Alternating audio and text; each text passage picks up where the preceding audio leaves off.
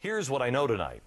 If you're in college, look out, Jack. Al Gore is using you for his own personal political gain. He is intentionally targeting the youth in America because he knows if he gets you young, he indoctrinates you now, they've got you for a long period of time. You're being used by a very self-centered man. Look, hear me clearly. Global climate change is a reality.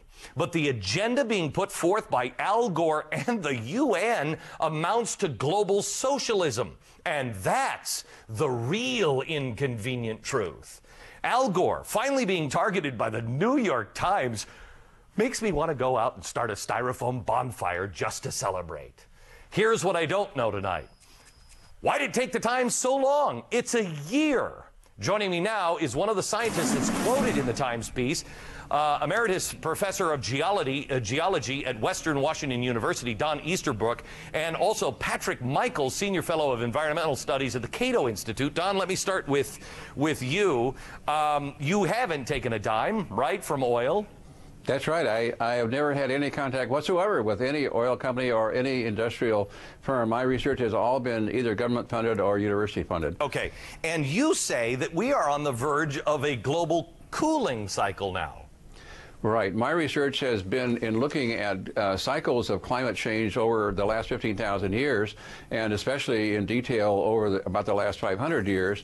And what we find is a recurring pattern, which is entirely predictable. And my projection is that rather than the soaring global warming that has been predicted by the IPCC, that we are actually likely to incur a 30-year cooling period starting anytime between now and about 2010, and by the end of the century, instead of having a 10-degree climate warming, it's more likely to be less than 1 degree. Just in the last few centuries, we have had global warming cycles that were far worse than this. I read in the Times piece today that there have been several times in the last, I think it was 15,000 years, where there have been cycles that were 20 times worse than this right now. True?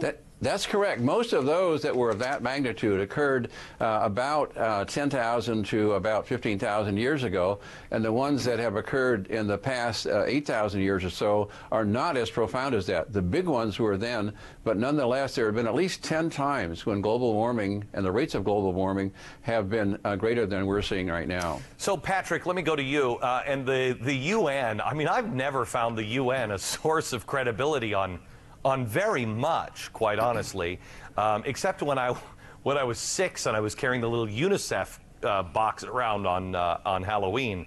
This is not the full story of science from the UN, and yet they've been deemed the source of truth on this. Indeed. And in fact, if we look at that UN report, it says specifically that there is no basis in the scientific literature existing at this time for these claims of massive sea level rise.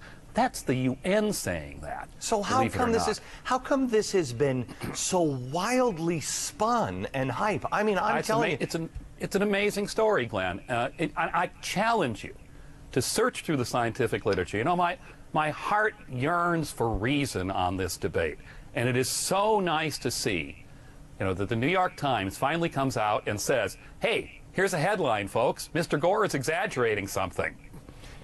Don, the scary thing for me has been, because I'm a guy who, you know, look, if we're hurting the planet, I want to do my part. I really will. I will sell my SUV and drive a Prius if that really would help. I want to know what's going on, but you can't even question. I mean, the New York Times coming out and doing this piece is a milestone here, because they have created a culture of fear where you are not even allowed to question this. It's being taught in schools now as absolute fact. How frightening is that for you as a scientist? It's disturbing as a scientist, because there is definitely a move today in the direction that anybody who doesn't sign on to CO2 as a cause of global warming is somehow either stupid or has some political reason or some financial reason for saying that.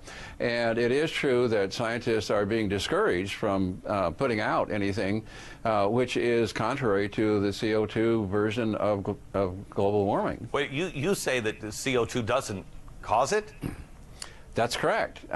If you look at the last century, the warming is about 1 degree, but for the first 45 years, there was no rise in CO2, so you can't blame half of it on CO2. The big rise in CO2 was in 1945 to the present, and during that time, during the first 30 years, the global climate actually got colder when it should have been getting warmer. And it's only in the last 30 years where global climates have warmed in concert with rise of CO2. Otherwise, CO2 is totally out of phase. Patrick, what needs to happen for the hype to balance this out? I mean, how do you balance this from where we are right now? You have to stop the incentive for the hype. And unfortunately, my profession doesn't seem to have any inclination to do this. What's the incentive for the The hype? incentive is $6.2 billion in funding a year. That's a heck of a lot. Think about the way things work here in Washington, D.C. Issues compete with each other for our money, which means they have to be presented in extremely shrill terms. If you don't say, you know, if you don't give us this money for global warming, your children are never going to grow up, you're not going to get the money. And guess what? Then the political process says, your children grew up. See, I saved you. Vote for me. Don, Patrick, thanks a lot.